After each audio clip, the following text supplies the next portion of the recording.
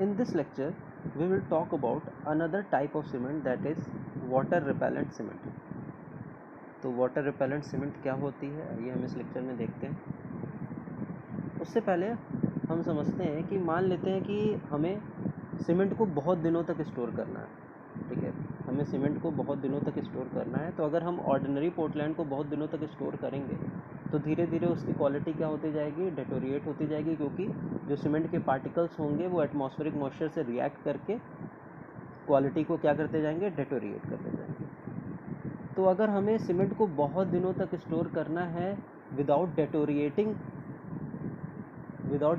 The quality of cement, तो वहाँ पे हम सीमेंट यूज़ करेंगे वाटर रिपेलेंट सीमेंट, ठीक है। वाटर रिपेलेंट सीमेंट को हम हाइड्रोफोबिक सीमेंट भी कहते हैं। अगर आपको इसके स्पेसिफिकेशंस को जानना है तो आप IS 8043 से जान सकते हैं, ठीक है। तो water repellent cement is also known as hydrophobic cement. अब ये कैसे मैन्युफैक्चर होती है, आप क्या करते हैं कि जो during at the time of grinding, यानी कि जब OPC क्लिंकर फॉर्म हो रहे हैं, ठीक है, फिर हम उसको ग्राइंड करते हैं तब वो सीमेंट बनता है, ठीक है। तो OPC क्लिंकर्स जब हमें मिला, ठीक है, जो OPC क्लिंकर है उसी के साथ आप small amount of surfactants add कर दीजिए, small amount of surfactant add कर दीजिए और उसके बाद ग्राइंड कर दीजिए। तो सर्फेक्टेंट्स क्या होंगे आपके, स्टेरिक एसिड होगा, बोरिक एसिड हो सकता है, या तो ओलिक एसिड हो सकता है। तो आप इसको कैसे मैन्युफैक्चर कर रहे हैं, आप मैन्युफैक्चर कर रहे हैं OPC के क्लिंकर्स ले रहे हैं, ठीक है, और उसमें आप स्मॉल अमाउंट ऑफ सर्फेक्टेंट्स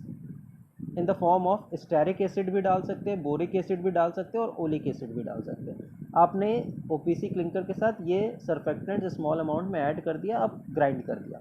अब जो सीमेंट मिल रही है वो सीमेंट मिल जाएगी आपको वाटर रिपेलेंट सीमेंट या तो हाइड्रोफोबिक सीमेंट। अब कितना अमाउंट डालते हैं इन तीनों में से सर्फेक्टेंट्स का, तो हम डालते हैं 0.1 to 0.5% by weight of cement, यानी कि हम जितना क्लिंकर का वेट ले रहे हैं, यानी कि जितना OPC सीमेंट का वेट ले रहे हैं, ठीक है, उसका 0.1 to 0.5% हम ये तीनों में से कोई भी कंपाउंड ऐड कर सकते हैं, ठीक है।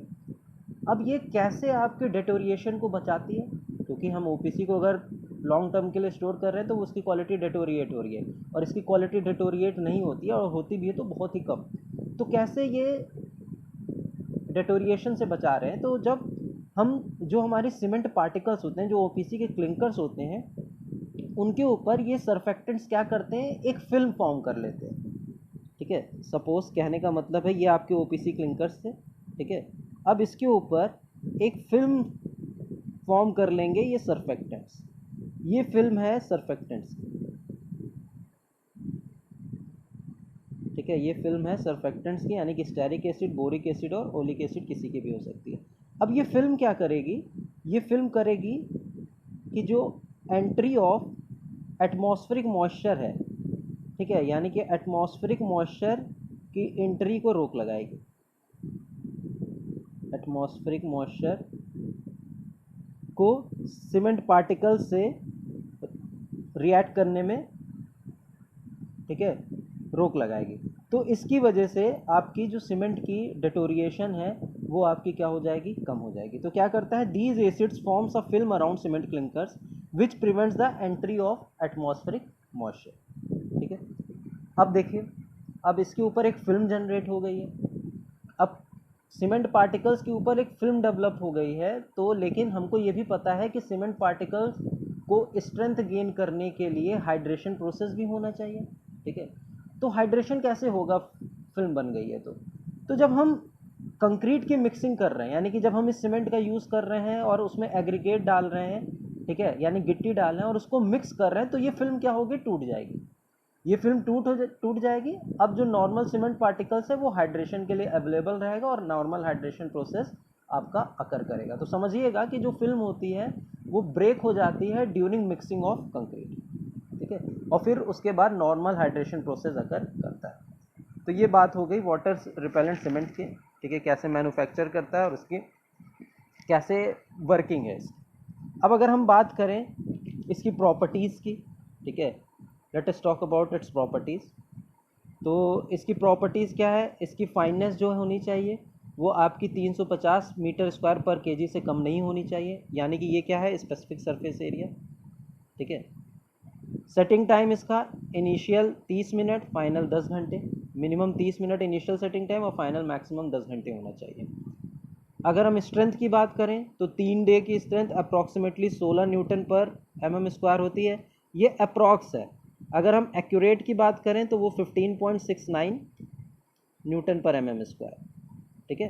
3 दिन की। 7 दिन की स्ट्रेंथ 21.5 न्यूटन पर mm स्क्वायर के अप्रॉक्स होती है। 28 डेज की स्ट्रेंथ 30.4 न्यूटन पर mm स्क्वायर के अप्रॉक्स होती है। देखिए, अगर हम बात करते हैं इसका कंपैरिजन और ओपीसी का कंपैरिजन, तो ये ओपीसी से धीरे धीरे स्ट्रेंथ गेन करती है, अर्ली स्ट्रेंथ।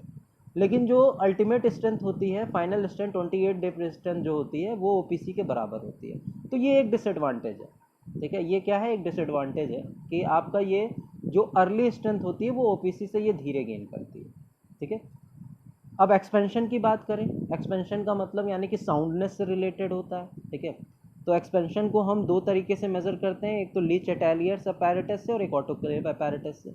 लीच एटेलियर से एक्सपेंशन आपकी 10 mm से ज़्यादा नहीं होनी चाहिए और ऑटोक्लेव टेस्ट से इसकी एक्सपेंशन 0.08% से ज़्यादा नहीं होनी चाहिए। तो ये इसकी प्रॉपर्टीज़ के बारे में हो गया। अगर हम इसकी यूजेस की बात करें तो हम इसको लॉन्ग टाइम के लिए स्टोर कर सकते हैं, ठीक है।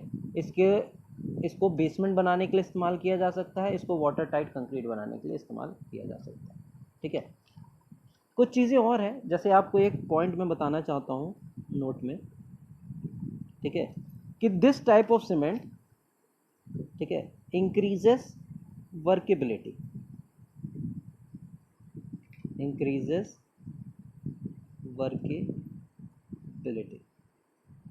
वर्केबिलिटी अभी हमने देखा था कि कितनी आसानी से कंक्रीट के साथ काम किया जा सकता है। कैसे ये वर्केबिलिटी बढ़ाएगी ये अभी हम जानेंगे, लेकिन आप ऐसे समझ सकते हैं, एयर एंट्रेनिंग की वजह से, ठीक है।